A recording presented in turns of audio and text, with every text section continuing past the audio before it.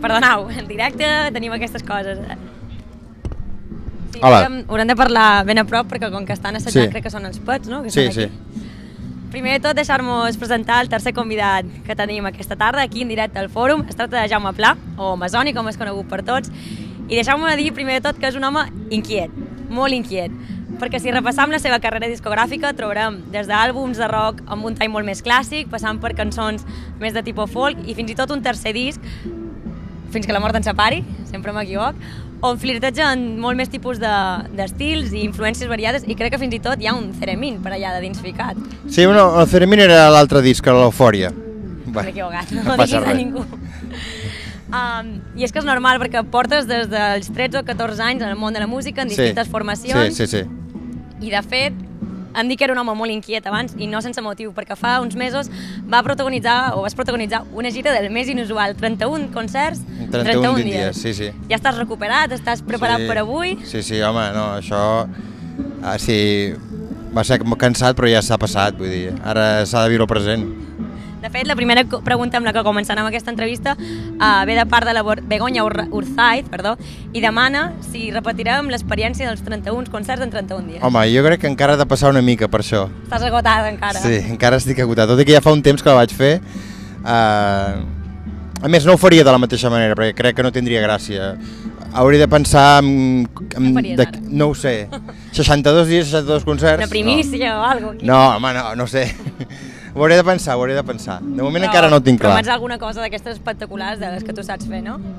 Bueno, si em surt tan natural com aquella, que va ser una cosa així que va sortir molt natural, sí.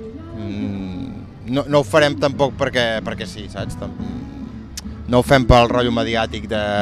No sé, en aquell moment era una cosa que em va fer molta gràcia i em va venir de gust fer-ho. I quan portaves ja el dia 15 o dia 16 d'aquella frenètica gira, te'n penedies o no? No, jo ja sabia que arribaria el dia que me'n penediria, però precisament sabia que llavors vindria un altre moment de superació d'això i després en realitat estàs més cansat el dia 16 que el dia 28, per dir alguna cosa. Tornes a remuntat. Estàs en un altre ja has superat el llindar del cansanci. I ara ja no hi ha dolor i tot el que queda són bons records, no, d'aquesta gira. Exacte. De fet, si continuem amb les preguntes que ens estan fent en directe des de bcn.cat/bam, el Ray Bradbury, si ho he dit bé, ens demana: Masoni, he llegit que el teu últim disc l'has fet cantant de nit. Es composa millor a la nit? Home, si tens el ritme... Hi ha gent, tothom sempre s'ha dit, no? Hi ha gent que té el ritme diürn i hi ha gent que té el ritme nocturn. Jo tinc més nocturn i a mi sí que m'agrada més fer les coses cap al capvespre o a la nit i cantar, la veu també al matí, la veu està bastant...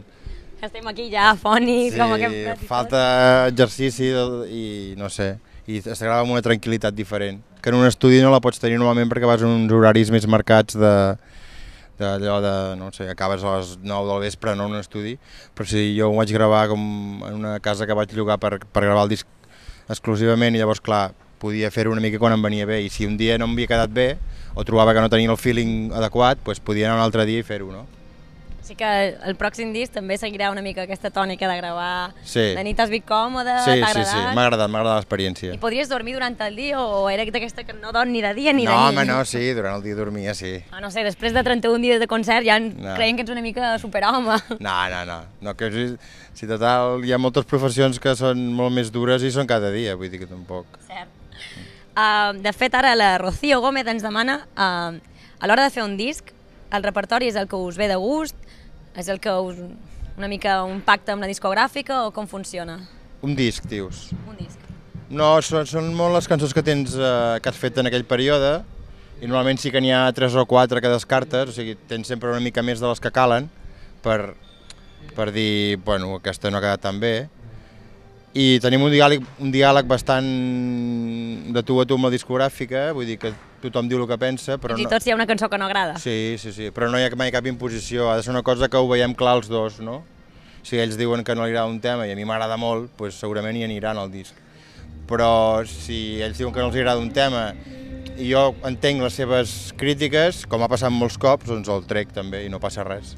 I a l'hora del directe, avançant una mica, que aquesta nit et tindrem aquí darrere tocant, el repertori és una mica sabent del que agradarà al públic, com us sentiu vosaltres, canvia cada nit, com funciona?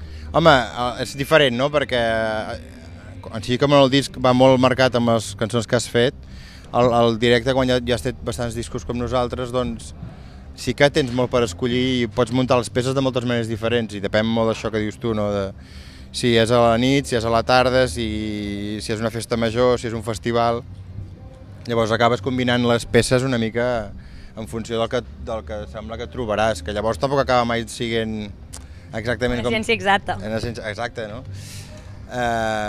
Però intentes fer-ho de casa, portar-ho així. Llavors igual, a mig concert, et mires amb l'altre i dius ei, fem aquesta en lloc d'aquesta, però en principi ho portem ja una mica estudiat. I ara que te tenim aquí i estàs xerrant del directe, ens pots avançar una mica com serà, que hi haurà... Bé... Sorpresa, no sorpresa, algun convidat? No, avui ja hem portat alguns dies convidats, però avui no.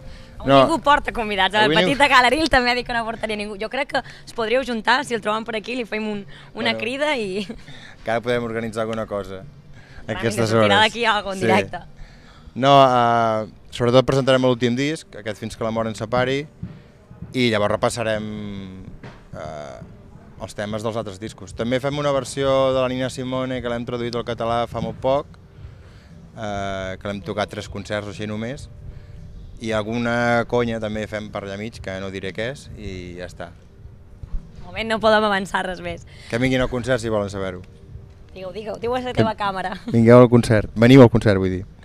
És aquesta la meva, veniu al concert. Una mica xerràvem fa 2 minuts de discogràfiques, de les crítiques. Què tal portes les crítiques que no són tan favorables?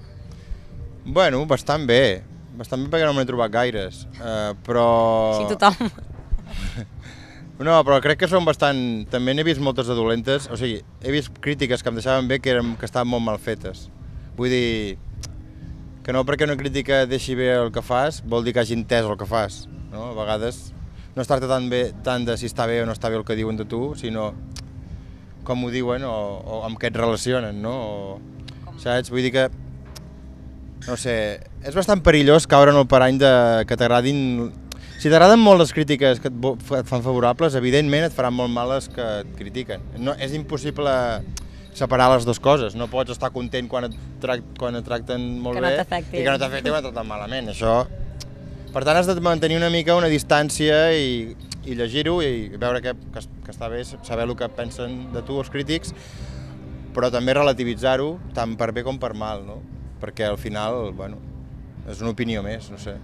I tu creus que la crítica aquí en aquest país entén el que estàs fent, la crítica, i més enllà també el públic? Fa una estona parlàvem amb el petit de Galeril sobre la gent com interpreta les seves lletres, ha dit que ell està content que tothom agafi una mica l'accepció que ells vulguin. Com et veus davant això? No, jo crec que els crítics, bueno, jo estic bastant content de les crítiques que m'han fet en general, Ja dic que hi ha algunes que no, però sí que veig que hi ha interès i saben de què parlen i les crítiques que hi ha, les coses dolentes també són en criteri. Normalment la gent s'informa bastant, el que no t'agrada és trobar algú que no té ni idea del teu disc, no? O sigui que no sap ni quines cançons hi ha, que es posi a rajar, ja. Que es posi a rajar, o que no, que et digui que està bé, però que vegis que no sap ni el títol d'una cançó, saps? Però en general trobo que estan bastant bé les crítiques. I tornant una mica a les preguntes que ens estan fent els seguidors aquí des d'internet, en Joel demana si esteu cansats de que us preguntin pel moment que viu la música catalana, que us facin valorar i comparar tot. Tothom ha hagut de contestar el mateix avui. I tothom ha contestat que està fart, no? Pues jo també. Creus que ja s'ha superat el tema llengua? Bueno, és que nosaltres... Suposo que és normal que la gent s'ho pregunti, perquè la feina dels periodistes també és treure conclusions de les coses, i per treure conclusions s'han de fer packs i agrupar-les i donar-los un sentit. Això ho entenc, però des del punt de vista de la música nosaltres som una altra mena de història. Clar, ens sona una mica xino, això. Vull dir que jo entenc que són dues professions diferents i que quan fan aquesta pregunta intenten portar-te al seu terreny, els periodistes. Però això no és el teu negoci. Però a mi no... clar, et sents estrany quan t'ho pregunten, perquè tenir un grup és tenir un grup tu i els que el teniu, però mai tens una consciència. Quan estàs fent una cançó en un local d'assaig mai estàs pensant que l'estàs fent per una escena ni per un moment concret de la història de la música catalana ni res d'això. La fas per tu i pel teu grup i per fer bolos tu i el teu grup.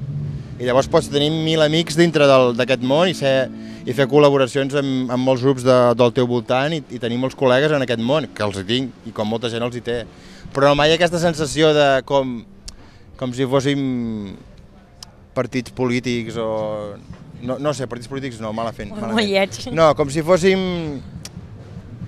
No sé com dir-ho. No fem les coses com coordinades. Passa que a vegades les coses descoordinades donen la sensació que s'agrupen i passen al mateix temps i llavors sí que el públic fa, amb la seva acceptació i la seva... si va molta gent als concerts i tot això, fa que es creïn moviments més favorables perquè surtin més grups i perquè sigui més favorable tot i quan la gent se'n va, llavors també és molt més difícil tot. Però la vida nostra en realitat no canvia tant, sempre és la mateixa, la d'anar fent cançons, assajar-les, fer els discos i tocar en directe. Hi hagi o no hi hagi més grups en aquesta escena, o hi hagi o no hi hagi quan l'escena baixi, estarem allà fent cançons i fent directes, és que això és el que no canvia. Un moment que està entrant més cultes en directe, aquestes tecnologies. La Lorena pregunta d'on va sorgir el concepte del videoclip el que surt el sol. Ell que surt el sol. Ell que surt el sol, sí.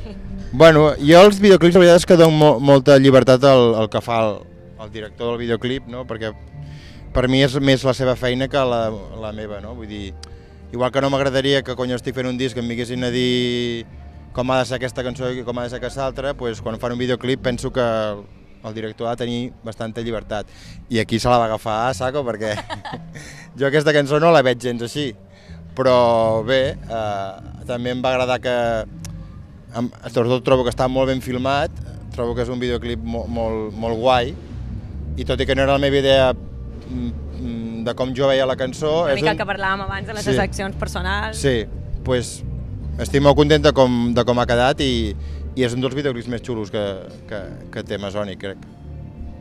I ara que dius el nom de Masoni, hi havia una pregunta per aquí m'ha fet molta gràcia. Almendras Dulces, uno, demana, Masoni. Almendras Dulces, uno. Per què aquest nom tan italià per un grup tan català? Bueno, perquè Masoni són els personatges d'una sèrie que es deia El Capità Harlock, que era manga que la feien als anys 80. Jo aquest any descobrint aquí que un punt feble, no? Manga i tal. Manga. No, només...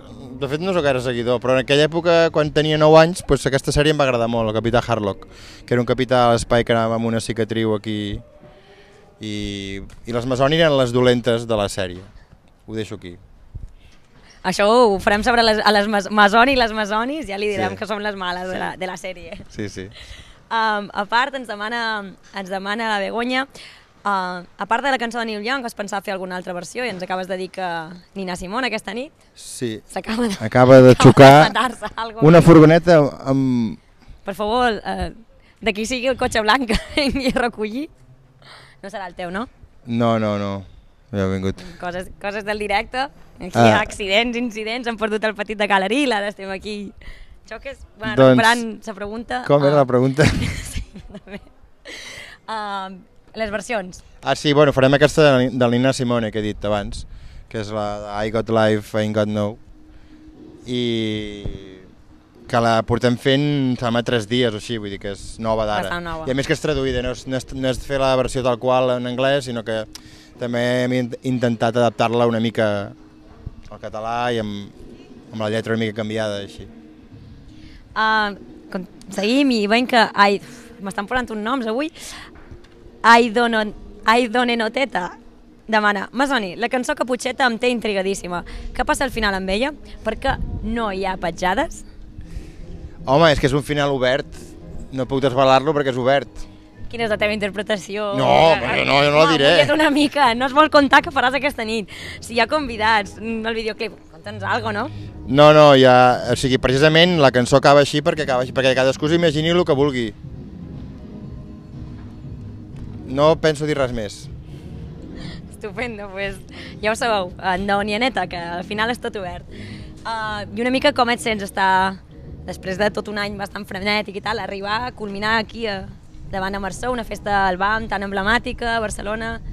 Home, és un d'aquests dies, uns d'aquests concerts a l'any que hi ha pocs que són molt importants, no? Per la repercussió que té, per molta gent que et pot venir a veure, i també ens agafa en un moment que ja fa temps que hem fet el disc i que ja portem girant tot aquest any, i jo crec que el repertori el tenim bastant ben ensajat, vull dir que esperem que sigui un gran dia. Mai es pot dir, perquè igual hi ha dies que tot sembla que hagi de quadrar i no quadra, i al revés, hi ha dies que sembla que hagi de ser un desastre i quadra, no? Però de moment no hi ha pluja. De moment la pluja ha caigut al matí i sembla que ens estem salvant, vull dir que bé. Et fa especialment il·lusió jugar a casa, tocar aquí o...? Sí, no. A veure, tots els concerts són igual d'importants en el sentit que ho has de donar tot en una plaça de 50 persones o aquí al Fòrum, però és evident que hi ha alguns que tenen un plus més, i aquest seria un d'aquests dies, no? L'hem sentit, abans l'hem sentit, les proves de so era ell, que estava destrossant aquí guitarres i estaves donant-ho tot. Sí. Vens carregat d'energia ja una altra vegada, ja s'han oblidat el cansament, 31 dies ja estàs super centrat. No, sí. Ara ens foteig uns altres. Sí. No, jo la veritat és que quan sona música em renovo bastant, estigui com estigui. Mira, vaig estar malalt ara fa 2 o 3 dies.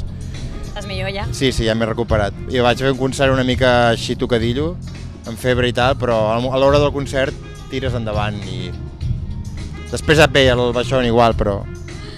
De moment esperam que no hi hagi baixón, que no hi hagi pluja, que no hi hagi res més aquesta nit, que només hi hagi música, i només donar-te les gràcies per tenir-te aquí. No sé si vols afegir alguna cosa més en aquesta és la teva càmera.